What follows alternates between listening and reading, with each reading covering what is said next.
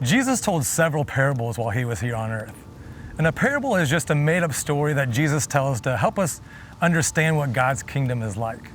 And who better to tell us what God's kingdom is like than God himself? And so we're going to be in Luke chapter 15 today, and we're going to open on a parable that I'm sure you've heard before. We've taught it here in Northview Students before, but I want to look at it today and see if we can see it through a different lens or maybe a different perspective, so that we can gain a greater understanding of just how incredible God's love is for us. Because I'm convinced that if we can understand God's indescribable love for us, it's going to bind us to his heart. So we're going to jump into Luke chapter 15, and as we start this story, there's a crowd that's just surrounding Jesus, and they're hanging on to every word he speaks as he's telling these stories. And he starts in chapter 15 with the story of a shepherd, and he's got 100 sheep, and one wanders away. And when it does, the shepherd leaves the 99 sheep safe in their pasture, and he goes looking for this one sheep. And when he finds the sheep, he puts it on his shoulder, and he gently and lovingly carries it back to his flock. In the very next parable, he tells about a lady who has 10 coins. And this woman with 10 coins, she loses one of them. And so she lights all the lamps in her house and she looks all over for it. And finally, she finds this coin that had been missing, and she calls her friends and all of her family, and she says, "Rejoice with me because this coin was lost and I found it."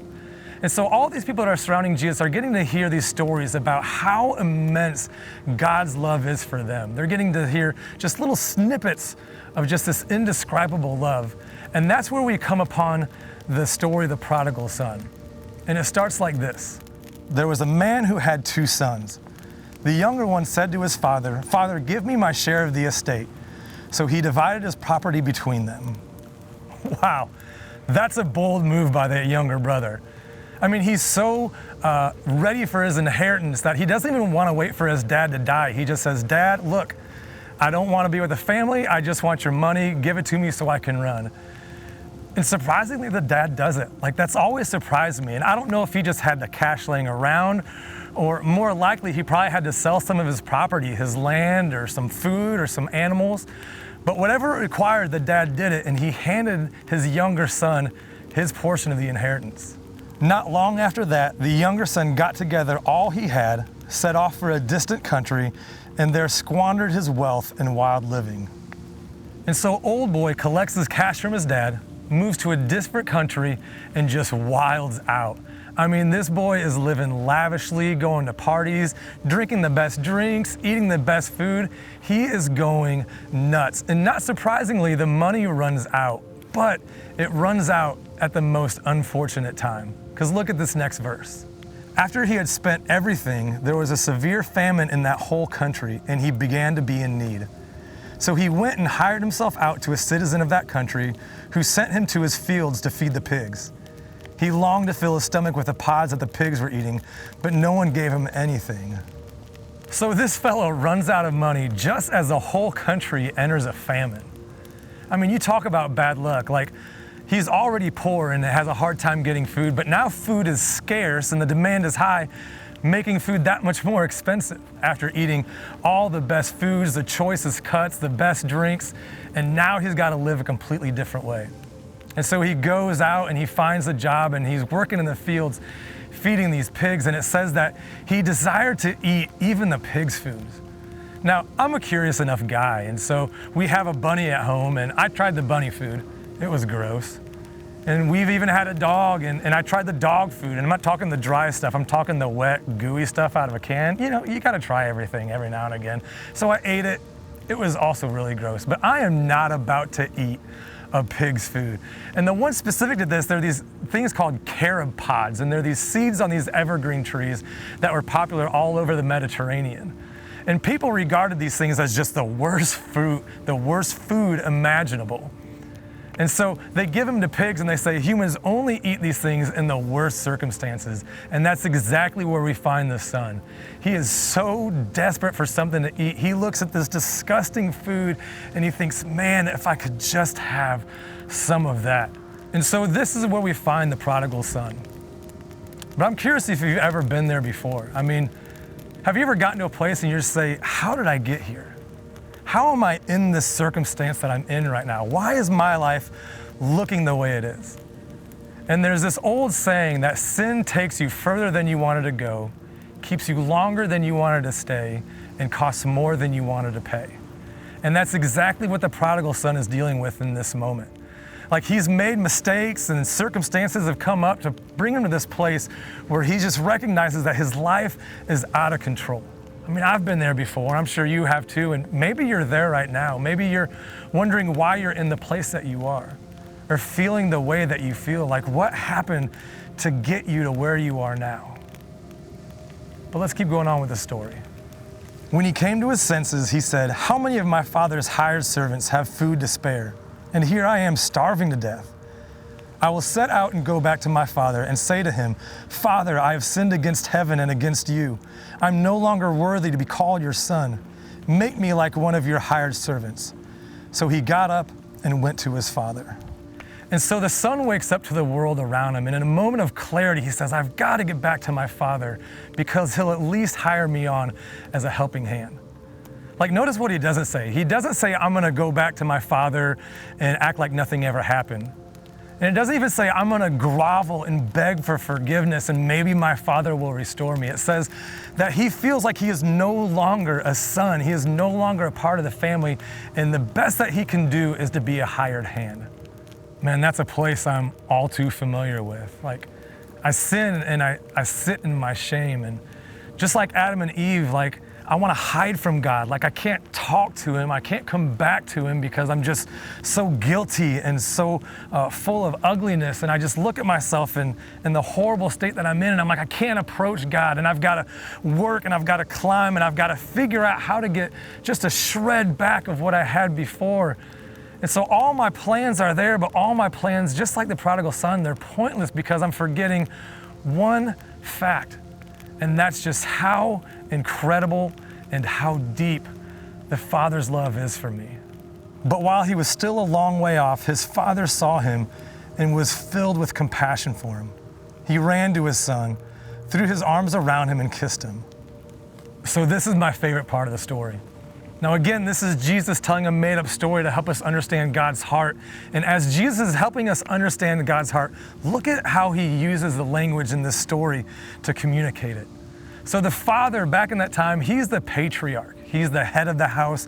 He's the man. So he's to be honored and he's to be dignified and respected. And so in that day, men that were the head of the household, they didn't run. Like children ran, like hired help ran. But these guys, they were too dignified for it. They didn't run. But look at the story. The dad sees his son from a distance off. And he's so excited to see his son returning. And he's so full of joy that he just hikes up his tunic and he sprints after him. He is so full of joy.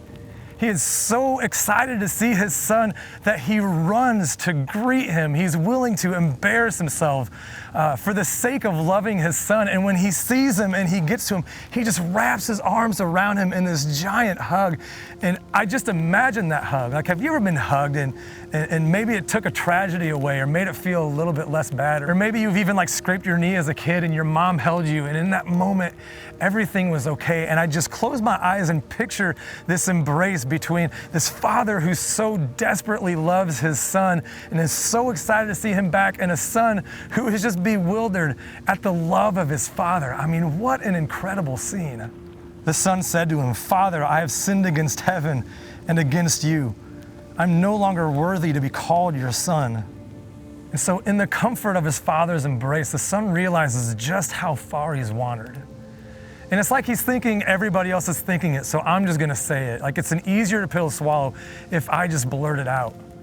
And so he just confesses his sin and his shame to his father and how he's not deserving. But look at how the father responds. But the father said to his servants, "Quick, bring the best robe and put it on him. Put a ring on his finger and sandals on his feet. Bring the fattened calf and kill it. Let's have a feast and celebrate, for the son of mine was dead and is alive again. He is lost and is found." So they began to celebrate. So the dad doesn't even acknowledge what his son said. It's like it's too crazy to him to think that his son could ever be anything but his son. It's too crazy to the father to think that when his son is returned, he would be nothing but restored to his rightful place. It's just too wild for the father to think that his son is anything other than his loving, incredible child. And just look at the posture of the dad. I mean, it doesn't say that he was angered or that he was relieved but disappointed or that he was injured by what the son has done to him. I mean, there's just nothing but joy. Everything about the dad and the way that he interacts with his long-lost son is nothing but joy. I mean, you're back. You're finally back. Bring the fattened calf. Let's have a celebration. Put robes on his back, a ring on his finger. Restore to him everything that was taken, everything that was lost from his time away, because he is my son and he is back and I love him. That's the Father's love for his son. And that's the Father's love for you. See, there is no begrudging fake forgiveness. There's no disappointment and anger with your coming back. There's just nothing but joy. I mean, you're back. How long has God waited for you to be back? How long has he waited to be near you again? He's not livid, he is overjoyed at your return. And sometimes we have this thing inside of us where we're like, I just have to sit in my shame and in my guilt, and I have to feel all these awful ways, and God's just saying, no. Just come back. I've been waiting for you. Just return to me. So where are you right now? Are you at home with the Father, safe and sound, right where you should be?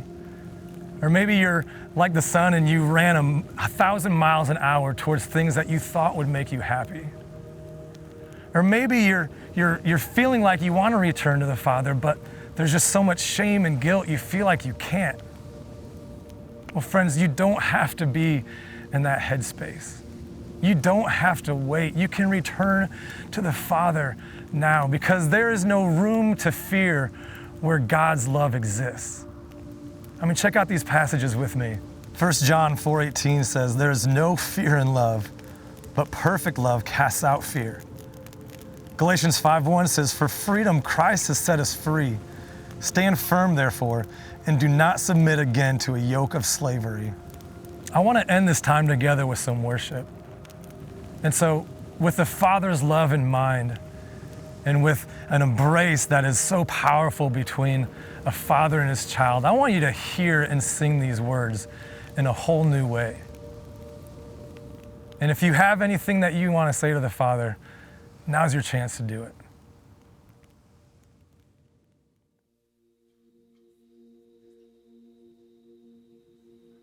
You unravel me with a melody. You surround me with a song of deliverance from my enemies, till all my fears have gone. I'm no longer a slave to fear. I am a child of God. I'm no longer a slave to fear. I am a child of God.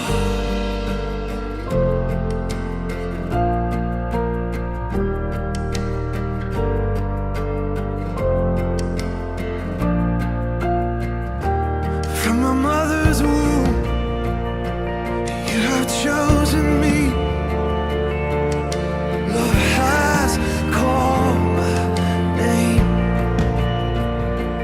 I've been born again into